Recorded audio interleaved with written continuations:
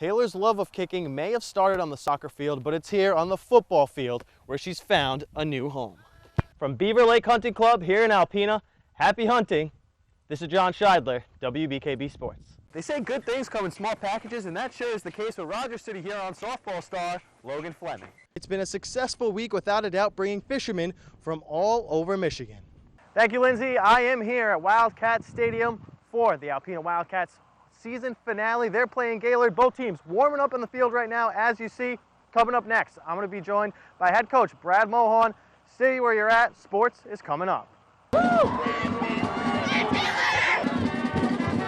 Come on, Taylor. Those are the words Oscoda Owls fans yell every Friday as they cheer on their kicker, Taylor Johnson. Johnson's known for her accuracy, but above that, being the only girl in an all-male sport. I just focus on the snap and the hold, and then it just works out perfect. It's awesome. 2 points is not guaranteed. When we send her on the field, we know we're going to get one. That's the rationale of head coach Dave Lavasser, who saw Taylor kick on the soccer team and thought she could play with the boys on the football field. They just saw her kick one time, and they're like, we got to get this girl on our team. And she put it right through. I was like, oh, this is going to work. After years of soccer, there was no way Taylor's mom, Michelle, ever thought she'd see her daughter playing football. I never believed I would be a football mom.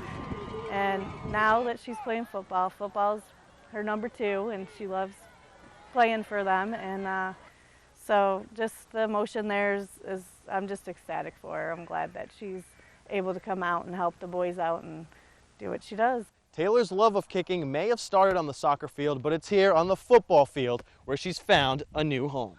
I was definitely scared. Like, I didn't know how the boys were going to take it, especially because I'm a girl.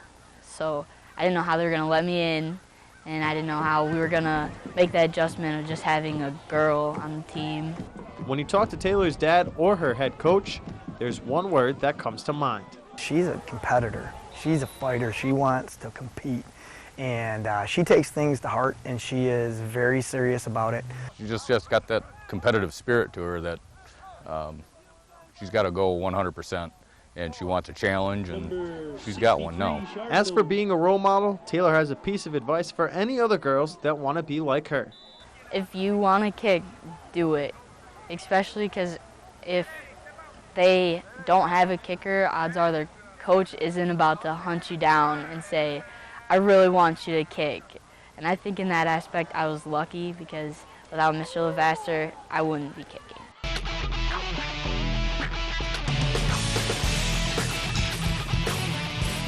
Last night, the Alpena Wildcats scored 12 goals in their win over Negaunee. Now, of course, that's a tough game to follow up, but a simple win and a weekend sweep was all the Wildcats had on their minds on Saturday.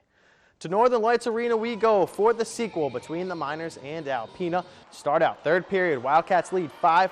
Negaunee's Wyatt Tull has the breakaway, but he doesn't get a shot at goal. He's stripped from behind, but he will get a penalty shot. On the penalty, Tull takes the puck down ice. He'll try to put a move on Trevor McConnell, but McConnell stonewalls the PK, maintaining the 1-goal lead for Alpena.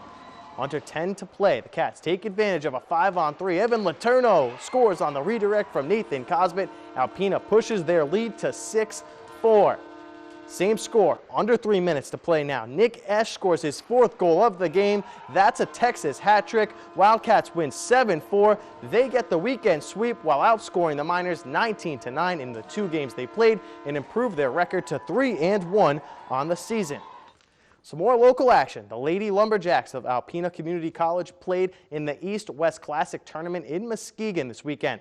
They lost 70-42 on Friday to Muskegon and 70-59 on Saturday to Lansing. In Saturday's game, Karina Cole led the way with 29 points, while Kendra Cole had 15 points and 14 rebounds. If the Michigan Wolverines want to get themselves a spot in the Big Ten Championship, they would need Penn State to beat Michigan State, but first, they had to take care of business against the Ohio State Buckeyes. Jim Harbaugh and Urban Meyer, their first meeting as Big Ten opponents. First quarter, Ohio State inside the 10-yard line. Quarterback J.T. Barrett forces his way into the end zone. Buckeyes lead 7-0. after a Michigan field goal made it 7-3. OSU's Heisman candidate Ezekiel Elliott walks into the end zone. Michigan trails by 11.